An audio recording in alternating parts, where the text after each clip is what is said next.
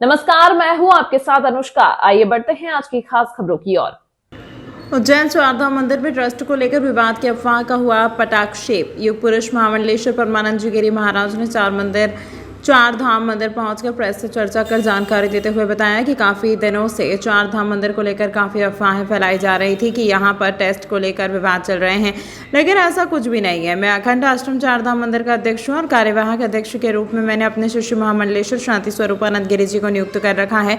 पूर्व में भी वह यहाँ की व्यवस्था देखते आ रहे हैं और आगे भी वही यहाँ की पूरी व्यवस्था देखेंगे और अभी हमने उनका दायित्व और बढ़ा दिया है। अब जो भी यहाँ पर लेन देन होगा उसे पर सभी पर शांति स्वरूपानंद गिरी जी के होने के बाद ही किया जाएगा। साथ ही साथ हमने अखंड आश्रम ट्रस्ट के सचिव के रूप में महामंडलेश्वर ज्योतिमयानंद गिरी जी को नियुक्त किया गया है। यहाँ पर न पूर्व में कोई विवाद था और न अब कोई विवाद जैसी बात है। लोगों ने झूठी अफवाह फैलाकर इसे बढ़ावा दिया था।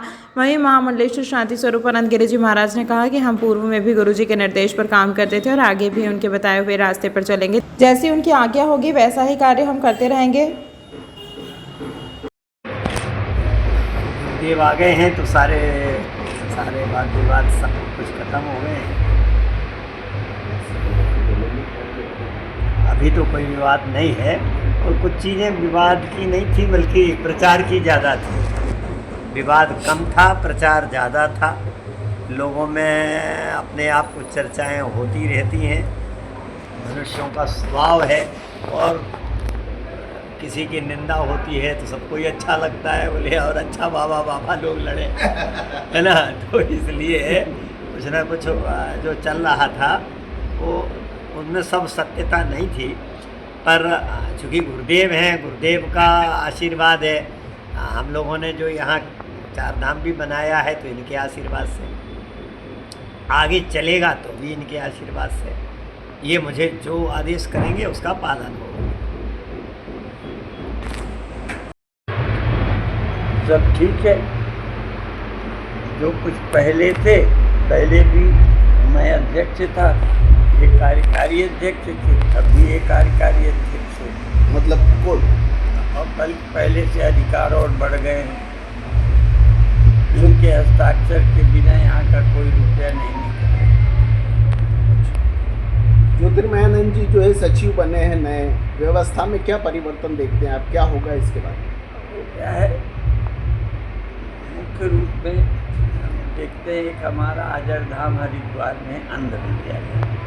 तो जो प्रस्ताव रजिस्टर हैं, कैसे बुलाना, कैसे लिखना, तो कई बार यहाँ बैठ के न हुई, विलम्ब हो गया सचिव, तो इसलिए सचिव उनको कर दिया। पिछले दिनों मिर्ची बाबा ने कुछ संगीन आरोप लगाए थे, उनको लेके आप क्या कहते हैं? वो कैसे हैं, यदि उनका इतिहास जान लो तो मुझे उत्तर नहीं देना पड़ेगा। क्यों महाराज जी ऐसी क्यों स्थिति बनती कि एक दूसरे पर आरोप लगाते हैं? मनुष्य हमेशा अपने को ठीक दिखाना चाहता है और कई बार गलत व्यक्ति ज़्यादा किसी को बुरा कहता है, जिससे ध्यान मेरी तरफ ना आए, उधर चला जाए।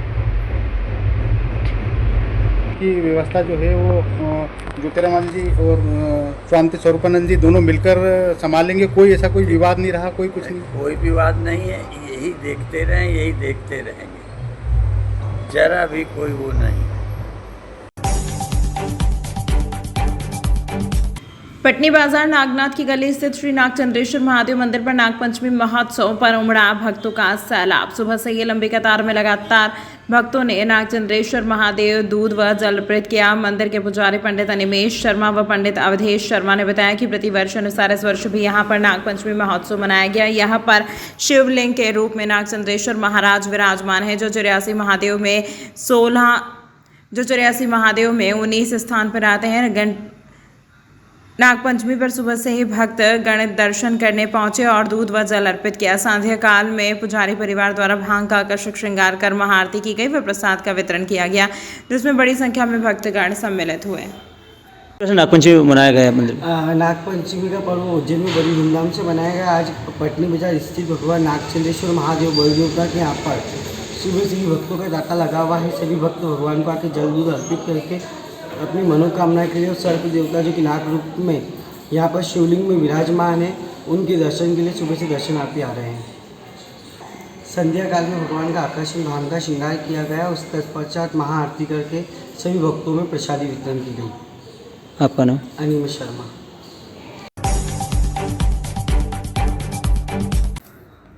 उज्जैन में होने जा रहे 2028 में सिंहस्थ कुंभ मेले को लेकर पीपल नाका का क्षेत्र में विकास कार्यों के अंतर्गत 6 लेन का निर्माण किया जाना है, जिसको लेकर रहवासियों के घर व जमीन शासन द्वारा अधिग्रहण न करने की कार्यवाही को जिसको लेकर रहवासियों के घर व जमीन शासन द्वारा अतिक्रमण करने की कार्यवाही को लेकर क्षेत्रीय रहवासियों ने किया विरोध प्रदर्शन और अपनी मांगे मुख्यमंत्री तक पहुंचाने का प्रयास कर उनके द्वारा कहा गया कि इस रोड पर शहर का पहला 6 लाइन रोड बनाया जा रहा है, जिसकी वजह से यहां पर रहने वाले लगभग 650 परिवार घर से बेघर हो जाएंगे। ऐसे में हम लोग प्रशासन के माध्यम से सीएम साहब से मांग करते हैं कि इस रोड को 6 लेन ना बनाकर 4 लेन बनाया जाए, ताकि क्षेत्रीय रहवासियों का ज़्यादा नुकसान ना हो और विकास कार्य भी ना रुके। नहीं तो हम लोग कड़ा विरोध करते रहेंगे जब तक हमारी मांगे नहीं मान ली जाएगी। ना ये सरकार से कुमार है, ये सब लोग सरकार के साथ है और इनका कहना है कि 600 लोग अगर हम बेघर होते तो हम जाएंगे कहाँ? हम वैसा ही यही करते, पेट पालते, हम कोई रिक्शा चलाता, कोई सब्जी का ठेला लगाता। और इन्होंने मुझसे भी गुहार करी कि आप भारतीय जनता पार्टी के पार्षद हो और भारतीय जनता पार्टी का शासन है, तो आपके मुख्यमंत्री जी इतने संवेदनशील है और एक किसान के बेटे, तो आप उन तक हमारी बात पहुँचाओ। क्या चाहते हैं आप लोग? हम ये चाहते हैं कि 6 लेन की बजाय इसको 4 लेन किया जाए, जिससे लोगों को घर में स्कूटी रहने का बच जाए 10-20 फीट, तो वो अपना जीवन यापन कर सके। आज अगर सस्ते इनके कने पैसे होते तो ये बड़ी कॉलोनियों में मकान लेते महंगे। आज इनके कने पैसे नहीं थे तो गरीब लोगों ने यहाँ सस्ते प्लाट लेके और रहने लग गए। आज से नहीं रह रहे लोग, 30-35 वर्षों से रह रहे, और मैं भी यहाँ खुद 40 साल से रह रहा हूँ। जहाँ पर एक और आपकी सरकार है, निगम में बोर्ड आपका है, आपकी मांगे नहीं मानी जाती तो आप क्या बड़ा आंदोलन करेंगे क्या? आंदोलन वाली बात ही नहीं है। मैंने परसों 45 मिनट तक सीएम साहब से बात करी, सीएम हाउस जाकर उन्होंने किया है कि इसका रास्ता निकालेंगे। मैंने कहा भाई साहब टेंडर निकल चुका है, तो उन्होंने किया इसको रिवाइज करवाएंगे और आगे ऐसा है कि मुझे उन्होंने पूरा आश्वासन दिया है। आपका नाम? हेमंत गहलोत, वार्ड क्रमांक 2 पार्षद। भाटी जी बताएं, आज जो विरोध किया जा रहा है किस तरह का विरोध है और क्या बात है? सनातन धर्म के नाम पर सरकार बनाने वाली भारतीय जनता पार्टी के लोग और भारतीय जनता पार्टी के मुखिया निश्चित रूप से इस शहर की और पिपली नाका क्षेत्र, गढ़कालिका क्षेत्र की जनता को ठगने का काम कर रही है। मुख्य पेशवाई मार्ग मंगलनाथ से होकर जूना सोमवार होते हुए जाता है, सारी पेशवाई उस रोड से निकलती है। वो रोड 4 लेन है और गढ़कालिका और पिपली नाका वाला रोड 6 लेन। ये कहाँ का न्याय है? कहाँ का अन्याय है? ये लोग बरसों से भारतीय जनता पार्टी के गीत गाते आ रहे हैं। हर परिस्थिति में 4-4, 5-5 हज़ार वोटों की लीड देते हैं लोग। क्या इनका यही दोष है कि मुख्य मार्ग को आप 4 लेन कर रहे हैं और कनेक्टिंग रोड को 6 लेन?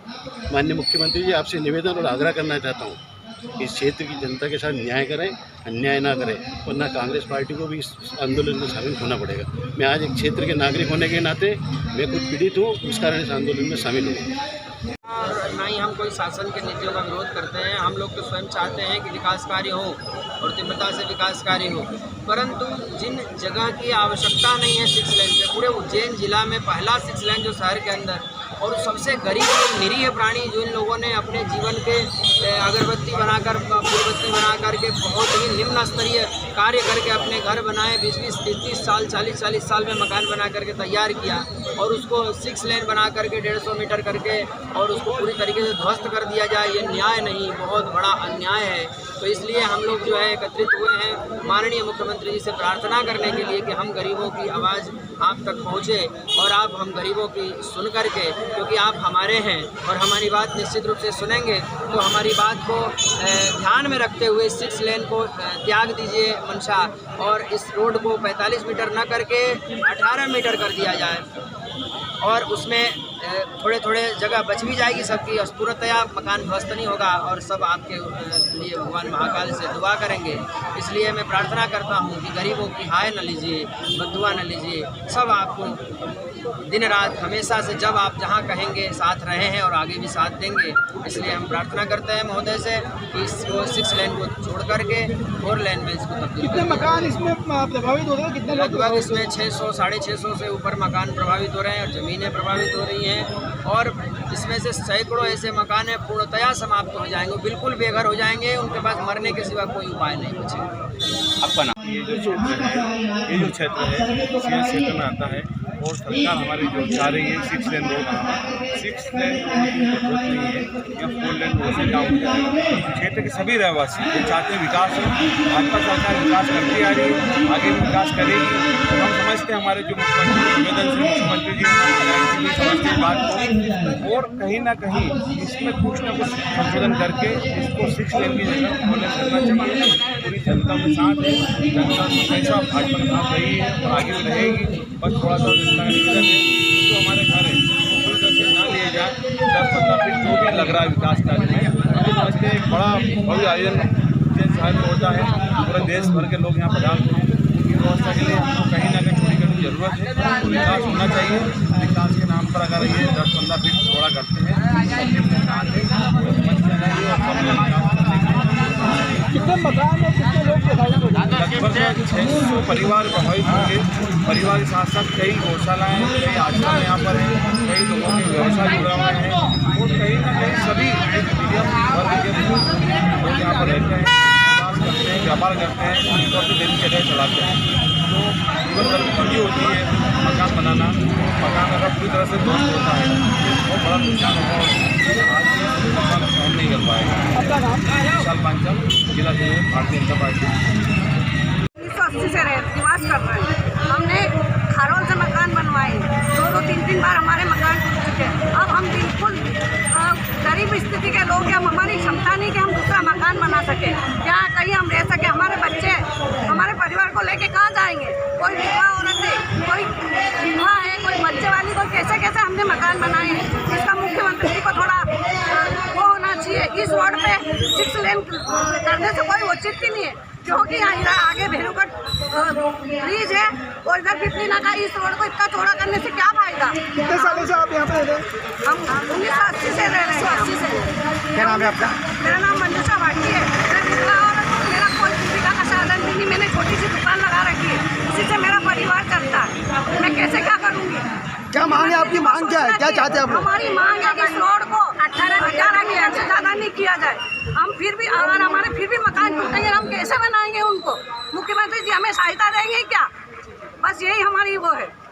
यहाँ पे हम शुरू से निवास करें। हमारे मकान पहले भी बहुत चक्कर तोड़े गए हैं, तब हमने कोई विद्रोह नहीं किया था, पर माननीय मुख्यमंत्री जी ने यहाँ पे 45 मीटर का रोड कर रहे हैं। यहाँ पे क्या प्लेन बिठाएंगे, क्या करेंगे कि वो खुद आके रहेंगे? यहाँ सिर्फ नदी तक का रास्ते तक बना रहे हैं वो।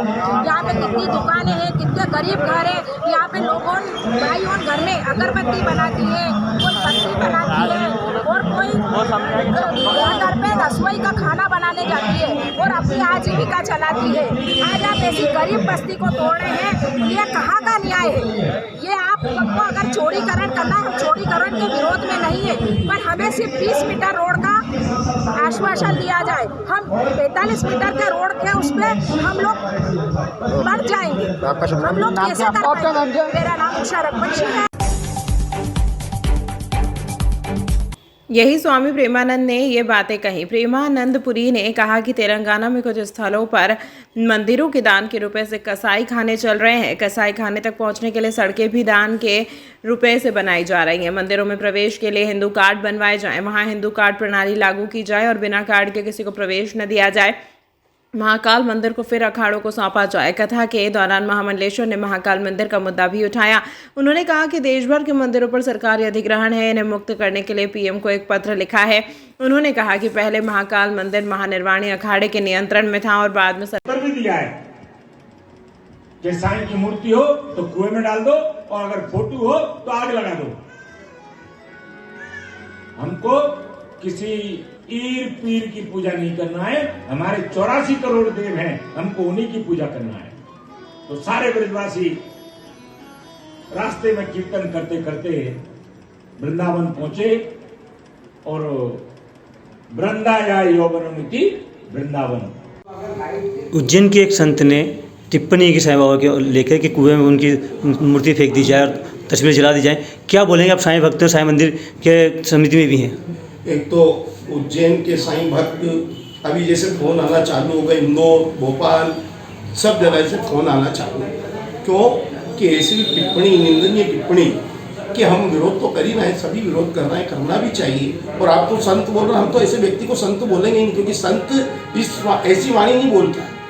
कोई भी संत अगर कोई गादी पे बैठे हैं तो गादी की परिभाषा होती है।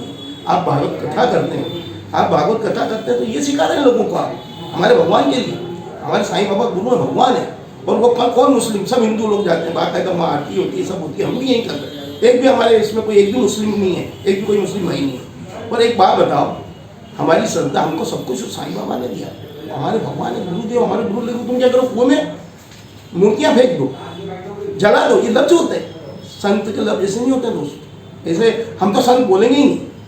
और अभी भी क्या है कि हमको शर्म आ रही है कि उज्जैन नगरी, महाकाल की नगरी, जो कि यहाँ इतना सभी एक से बड़े संत यहाँ हैं, दूसरे भी संत हैं, महात्मा हैं, और राजा बैठा है महाकाल राजा, तुमको उनकी भी शर्म नहीं है कि यहाँ के हम भक्तों को क्या बोल रहे हैं? क्योंकि शिरडी के जो साईं बाबा है, अपनी अपनी आस्था है। आज हमको सब कुछ उस साईं बाबा ने दिया है और उनके बारे में ऐसा बोल रहे हो आप। एक निवेदन है और एक चेतावनी भी है कि हमारी जो हम श्रद्धा सबूरी, क्योंकि साईं के भक्त हैं हम, पर आप माफ़ी मांग लें। हम भी यही चाहते हैं कि साईं बाबा सदगुरु दरबार में जाके आप माफ़ी मांग लें, तो हमारा आक्रोश ठंडा होगा। और नहीं तो जैसे हमारा जब पूरी जो समिति है, आखिरी में इनके जो भगवत कथा जहाँ हो रही वहाँ जो विरोध करेंगे। भोपाल जाएंगे सीएम साहब, क्योंकि हमारे उज्जैन के हैं, वो भी धार्मिक नगरी के और बिल्कुल सनातन धर्म के लिए, हिंदू संगठन के लिए, तो हम उनसे भी निवेदन करेंगे माहौल खराब नहीं हो, क्योंकि अब क्या नहीं तो फिर हमारा मध्य प्रदेश इकट्ठा होकर उज्जैन हो जाएगा। और साईं भक्त इतने हैं कि ये हालत खराब हो जाएगी, हम भी नहीं चाहते हैं। और ऐसे व्यक्ति आगे कभी ऐसी गलती ना करें और माफ़ी मांग लें, तो हम सब ठंडे। नहीं तो अब कल का दिन, परसों का दिन हम अपनी समिति की मीटिंग होगी, क्योंकि आज शाम को हमने रखी है, और मीटिंग में फिर क्या डिसीजन होता है, इसके पहले माफ़ी मांग लें। मैं संत को चाहता हूँ कि सद्बुद्धि ले लो, थोड़ा दिमाग अपना सही कर लो, तो आपके लिए ही अच्छा है। जय सतगुरु साईं। बिंदिया बताएं। आज सुबह जैसे ही हमें पता चला कि उज्जैन के किसी संत ने जो है साईं बाबा के बारे में अनर्गल बयानबाजी की है, व्यासपीठ पर बैठ कर के भगवत गीता, भगवत पुराण उनकी चल रही, उसमें बैठ कर के उन्होंने ये कहा है कि साईं बाबा की मूर्तियाँ जो है वो तोड़ दी जाए, साईं बाबा के फोटो को जला दिया जाए। मुझे बहुत दुख हुआ इस बात को लेकर के, और मैं अपने आप में मतलब आत्मग्लानि से भरा हूँ कि मेरे शहर उज्जैन में, जहाँ पर हम लोग रहते हैं, वहाँ पर इस तरह की, बाबा महाकाल की नगरी के अंदर इस तरह की बात कही गई है।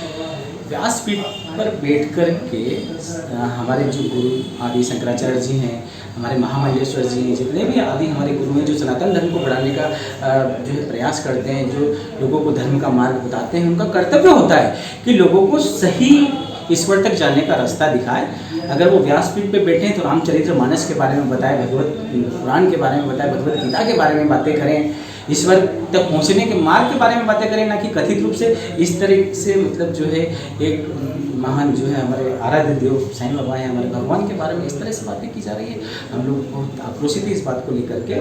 और हम सबसे पहले जब मुझे पता चला तो मैं अलगदाम हमारा जो साईं बाबा का मंदिर है, वहाँ जाकर के मैंने बाबा से प्रेयर प्रार्थना करी कि इस तरह के लोगों को सद्बुद्धि प्रदान करें। हम अभी भी प्रयास कर रहे हैं कि भाई वो संत जो हैं वो माफ़ी मांग ले आकर के, तो बाबा निश्चित रूप से उनको माफ़ कर देंगे। अन्यथा मैं एक बार बता देना चाहता हूँ कि शाम तक देखते हैं कि उनकी ओर से अगर माफ़ी नहीं मांगी गई, उनके पुतले जलाए जाएंगे शहर के अंदर, उनके ऊपर FIR दर्ज की जाएगी। और चूंकि ये मुख्यमंत्री जी की भी नगरी है और वो भी सनातन धर्म है, सनातन प्रेमी हैं, और मैं भी यादव हूँ, हिंदू हूँ, मैं सनातन धर्म को मानने वाला हूँ। और हमारी जो साईं समिति में जितने भी लोग हैं, शिरडी के अंदर कभी जाकर के देखिए आप, सब लाखों भक्त जाते हैं, सारे हिंदू हैं वो, वहाँ पर पूजा होती है, आरती होती है, बाकायदा प्रसाद बटी जाती है। साईं बाबा हमारा आराध्य देव हैं। कुछ दिनों पहले और भी इस तरह की कुछ बातें लोगों ने, क्या होता है, सस्ती लोकप्रियता हासिल करने के लिए ये कथित संत जिन्हें कोई नहीं जानता है, ये एक डुप्लीकेट नाम अभी आया मेरे सामने। मैं नहीं चाहता हूँ, मैं इसी उज्जैन शहर में पैदा हुआ हूँ, यहीं पर रहता हूँ, सारे सामाजिक कार्य धार्मिक कार्य में हम हिस्सा लेते रहते हैं, लेकिन ये नाम नहीं सुना था कभी मैंने।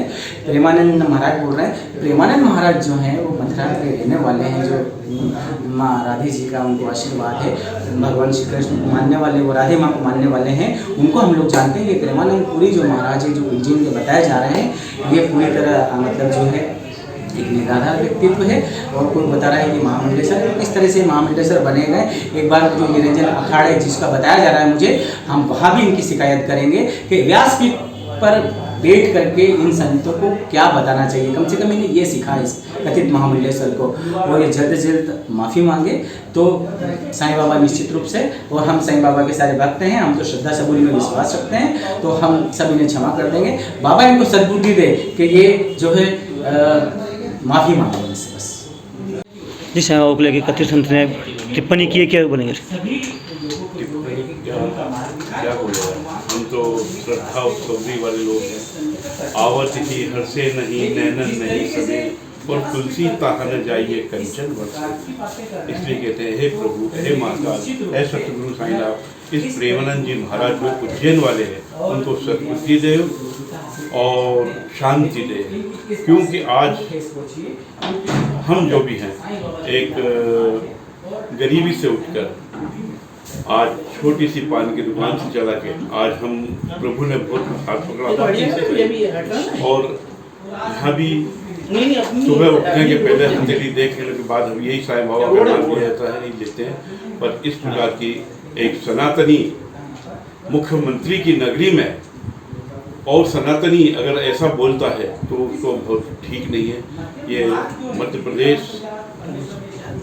तो क्या है, महाराष्ट्र, पूरे जहाँ भी साईं समिति हमारी है, हम उसको गौर कर रहे हैं, ये वीडियो डाल रहे हैं कि इस भगत ने जो है इन्हें इस प्रकार की उनसे ये शब्द कहे हैं तो हम अब सुन नहीं पाएंगे। और आगे के लिए या तो हम इनको लिए पंडित जी के FIR दर्ज करेंगे, इनके जहाँ आश्रम है उनका आश्रम का घेराव करेंगे, और महाकाल से विनती करेंगे इसे सद्बुद्धि दे, और ऐसे लोगों को उज्जैन में कोई जगह नहीं निकालने की। आगे सिंगत आ जाए, ये पवित्र सिंगत को ये लोग गंदा करना चाहते हैं, विधि करता हूँ, और इसको सद्बुद्धि दे। फिर जो बताएं, महाराज जी ने टिप्पणी की साईं बाबा को लेकर, किस प्रकार की टिप्पणी और क्या उसमें आप कदम उठाएंगे? साईं बाबा ओम साईं राम, मतलब बाबा महाकाल, साईं और राम सब एक है। मतलब इस चीज़ को श्रद्धा और सबूरी से हर आदमी जानता है कि साईं क्या है। पूरा देश विदेश सबको पता है, जो भी उनके चरणों में गया और जिन्हें साईं से अर्जी लगाई उसकी सारी अर्जियाँ पूरी हुई है। और ये जो महामंडलेश्वर जिनका आप नाम बता रहे हैं, मैंने कहा पहली बार नाम सुना कि उज्जैन में है, तो अभी कोई भाई बता रहे थे कहा सरकारी ज़मीन पर आश्रम बना के बैठे हैं। और एक भाई बता रहा था कि ये तो पिछले बार में जो सेंस लगा था तो ये 5-10-8 लाख रुपये देके इन्होंने महामंडलेश्वर का दर्जा प्राप्त करा। तो ऐसे लोगों के बारे में अपन बात भी करें तो इन्हें घोर निंदा है।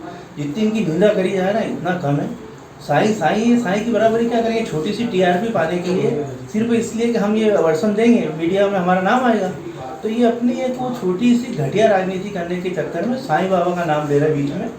और इस तरीके की ये कोई महामंडलेश्वर नहीं है। न्यास में बैठ के आदमी ऐसी बात नहीं करता है। हम भी शिव पुराण देखते हैं, शिव पुराण में हर घर से महिलाओं ने शिव जी को जल चढ़ा दी, कितना अच्छा लगता है कि पॉजिटिव ऊर्जा दे रहे हैं। और ये नेगेटिव ऊर्जा दे रहा है आदमी को वहाँ बिठा के, पंडाल में बिठा के। ऐसे तथा कथित को कथा करने का कोई अधिकार नहीं है, और ऐसे लोगों को बहिष्कार करना चाहिए। और पूरा मध्य प्रदेश, उज्जैन ही पूरा मध्य प्रदेश में कहीं कथा करने लायक नहीं रहेंगे, और इनकी जो भी दुकानें बंद हो जाएगी कभी। इस अंक में फिलहाल इतना ही। अगले अंक में आपसे फिर होगी मुलाकात, तब तक के लिए नमस्कार।